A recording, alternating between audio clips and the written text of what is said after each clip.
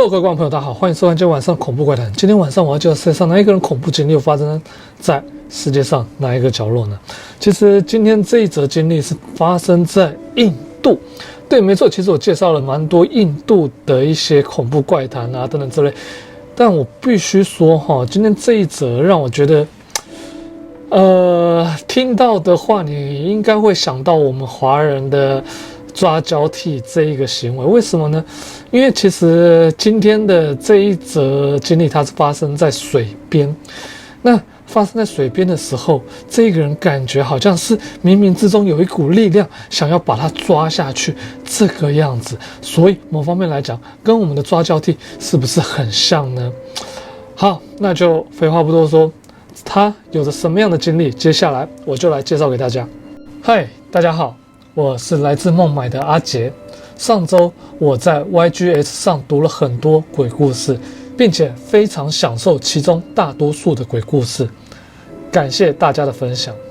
我想分享一段我在1998年还是个孩子，大约14岁时的经历。当时我住在印度孟买旁的塔纳市，几乎所有印度人都热爱玩板球或观看板球比赛。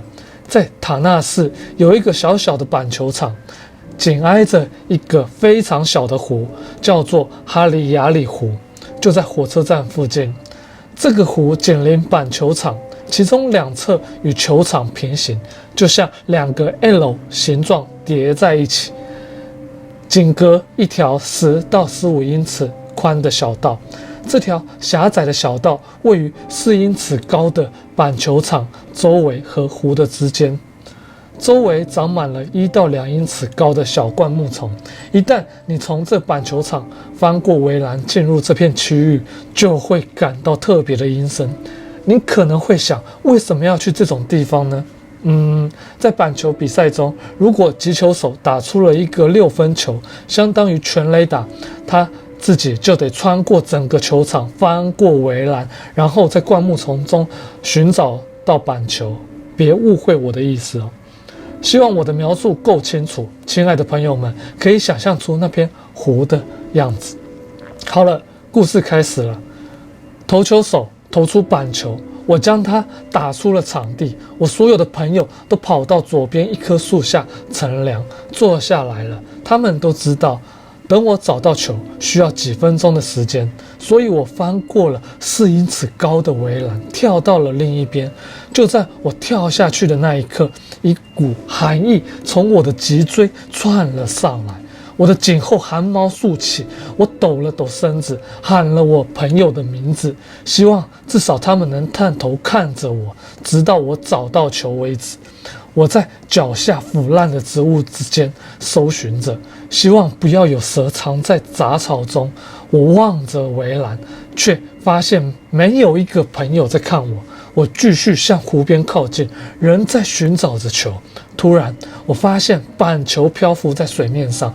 我四下张望，周围一个人影都没有。我捡起几颗石头，朝板球的方向扔出，希望借由水的涟漪将球推向我，这样我就可以抓住它。我忽然看到湖边有一群小鱼，出于好奇，我弯下腰去欣赏这些鱼。就在我完全沉浸于观察鱼的时候，水面上突然出现了2个倒影，是2个孩子，一缕蓝衫，眼睛全白，脸上带着邪恶的笑容。我本能的转身，但身后什么都没有，却能感觉到他们的存在。我试着大喊，但声音却背叛了我。瞬间，我感觉到一股强烈的推力击中了我的胸口，我背部朝下摔进了湖里，离湖岸约3到4英尺远。值得一提的是，我不会游泳。当我完全被水淹没时，感觉像是进入了一个不同维度。直到今天，我仍然清楚地想象当时的情景，四周一片昏暗，不是完全的黑暗，而是像在做梦时天气阴郁的那种感觉，悲伤且令人沮丧。我能听到隐隐约约的哀嚎声，看见各种形状的物体在水中盘旋，仿佛有白色的幽灵与它一起移动。当我完全被水淹没时，湖水灌进了我的鼻腔和嘴巴，我的生命像是走马灯一样在我眼前闪过。我心想，这样就结束了吧，就这样结束了吧。就在我手脚在水中不停踢动时，一个又硬又滑的东西触碰到了我的手指，我迅速抓住它，朝着看到的一束光的方向用力拉扯自己，最终冲出了水面，从鼻子和嘴巴里咳出了湖水。我抓住湖岸爬了上来，四周空无一人。我大声喊着我的朋友们，这次我的声音清晰又洪亮。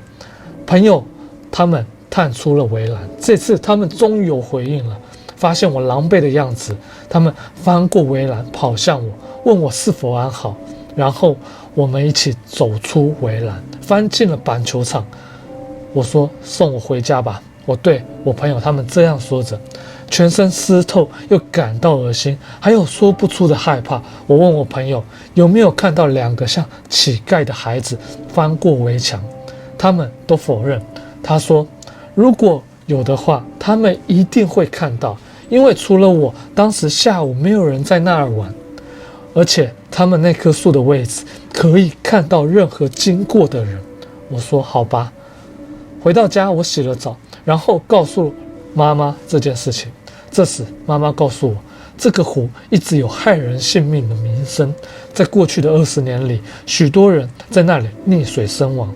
曾经有一段时间，心碎的情侣和忧郁的人也会在那里轻生。这让我想起上周市政府才从湖里打捞出2具浮肿的尸体。当时我也在那片球场玩板球，我看到了那些尸体被打捞上岸，我立刻移开视线，因为那个画面实在太可怕了。我开始怀疑那2个孩子会不会就是我看到的那2个人，但这已经不重要了。最糟糕的情况已经过去，我又恢复了正常。接下来的4年里，我仍然继续和朋友们在同一片球场打着板球，直到我永远搬离那里。我至今仍不知道我看到的是真还是假，或者只是我潜意识在捉弄我。这件事情也许只有几分钟，在当下却像永恒一般。无论如何，它差点夺走了我的性命，但我想说我是幸运的。最后，用这段漫长的经历作为结尾，给所有的孩子一个讯息：玩耍的时候一定要注意安全哦。好，介绍完今天这则怪谈哈，对哈，有时候真的不是有人要刻意去那种地方湖边或水边啊发生了一些溺毙事件啊等等之类的。我有时候我会觉得，会不会是有一连串的巧合，让你不得不下水去做一些事情，然后你一下水之后，就有可能不幸的发生了一些意外。那这种事情有没有机会发生呢？其实，在台湾好像也有听过啊，就像说，我们台湾最有名的大豹溪，好像就也不知道为什么，他是平民在旁边玩水，他也没有打算下水，可是他就不知道为什么他会到水边下去，或者是去游泳，有可能东西飘了，有可能东西掉下去了。发生这样的情况，你觉得这些会是巧合吗？还是冥冥之中有一股无形的力量想要你下去呢？其实我必须要说了，还蛮意外的，因为印度也会有这样的事情，而且这个板球就刚好会掉在湖边，会不会它原本不是掉在湖边，而是掉在旁边的草丛里，最后被一股不知名的力量带到湖边，想要去把这个人给拉下去呢？也会不会有可能是这个人的守护神救了这个人一命呢？不知道，太多不可解的状况。但我想在台湾的我们或许很了解这种情况，不是吗？已经讲了很多次了。好 ，OK， 我是够上的启明，那今天影片就稍微介绍到这个地方为止，非常感谢大家收看，我们下周再见，拜拜。